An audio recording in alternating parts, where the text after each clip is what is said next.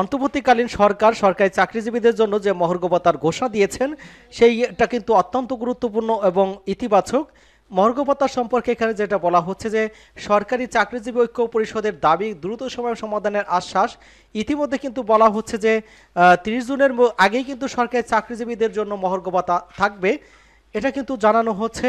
এবং অন্যদিকে আমরা দেখেছিলাম যে ৫০% মহার্ঘ ভাতার দাবি করেছেন এবং তার পরিপ্রেক্ষিতে কিন্তু নেতাদের ডেকেছেন। এই সম্পর্কে আজকের আলোচনায় থাকবে। তো চলুন মূল আলোচনায়।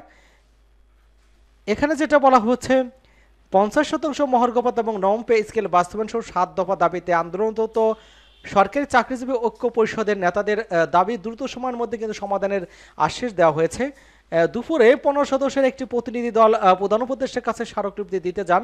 তখন প্রধান উপদেষ্টা ব্যস্ত থাকায় তার হয়ে সহকারী একান্ত সচিব সাব্বির আহমেদ তাদের আশ্বাস দেন। প্রধান উপদেষ্টার ঐক্য পরিষদের নেতাদের সাব্বির আহমেদ বলেন, আপনাদের অনেক দুঃখ কষ্ট আছে, সেগুলো আমি দেখছি। সেগুলোর মধ্যে অগ্রগতির দাবিগুলো দ্রুত সময় সমাধানের জন্য সংশ্লিষ্ট কর্তৃপক্ষকে আমরা পাঠিয়ে দিব। এবং আশ্বাস ঐক্য পরিষদের আপাতত সন্তুষ্ট জানিয়েছে বাংলাদেশ সরকারি কর্মচারী উন্নয়ন পরিষদের সাধারণ সম্পাদক এবং ঐক্য পরিষদের সমরক আসাদুল ইসলাম বলেন, ২০১৫ সালে সর্বশেষ পে স্কেল দিয়েছিল। প্রতি ৪ বছর পর পর পে স্কেল দেওয়ার কথা ছিল, সেটি হয়নি। মাঝখানে 2টি পে স্কেল বকেয়া হয়েছে। অন্যদিকে দ্রব্যমূল্যের চরম ঊর্ধ্বগতির কারণে কিন্তু কর্মচারীদের জীবনযাপন করতে অনেক কষ্ট হচ্ছে, অনেকেই কিন্তু ঋণগ্রস্ত হয়ে পড়ছে। এসব কিছু বিষয়ে প্রধান উপদেষ্টার কাছে গিয়েছিলাম। তিনি রাষ্ট্রীয় কাজে ব্যস্ত থাকা এপিএস আমাদের দাবি কথা শুনেছেন এবং দ্রুত সময়ের মধ্যে সমাধানের আশ্বাস দিয়েছেন। আপাতত তার আশ্বাসে বিশ্বাস রাখতে চাই। আমরা তাদের কথা কাজের মধ্যে মিল পেতে কিছুদিন অপেক্ষা করব এবং যদি তাদের দাবি না মানা হয় সেক্ষেত্রে কিন্তু ১ মার্চ তারা কঠোর কর্মসূচি অর্থাৎ কর্মবিরতিতে যাবেন কর্মচারী ঐক্য পরিষদ, এমনটাই কিন্তু ইঙ্গিত দিয়েছেন।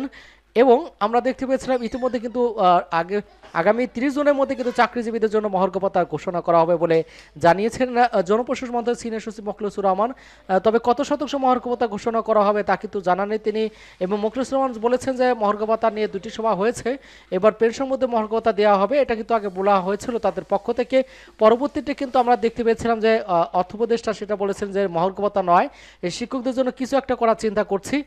অর্থ উপদেষ্টা বলেছেন যে আমি কিন্তু সামাজিক খাত বরাদ্দ কমাবো না, শিক্ষা, আইটি, স্বাস্থ্য, সমাজ কল্যাণে আমাদের কমিটমেন্ট আছে, এগুলো কিন্তু বরাদ্দ কমানো না। আমাদেরকে অর্থদপ্তরা বলেছে তোমরা অবকাঠামো করবে, আমাদেরকে থেকে বাজেট সহায়তা নেবে, কিন্তু ওইসব খাতে বরাদ্দ কমাবে না। সরকারি চাকরিদের মহার্ঘ ভাতা নয়, কেবল স্কুল কলেজের শিক্ষকদের জন্য কিছু একটা করার চিন্তা করছে সরকার। সাম্প্রতিক এক সাক্ষাৎকারে অর্থ উপদেষ্টা সালাউদ্দিন আহমেদ কিন্তু এমনটা জানিয়েছেন।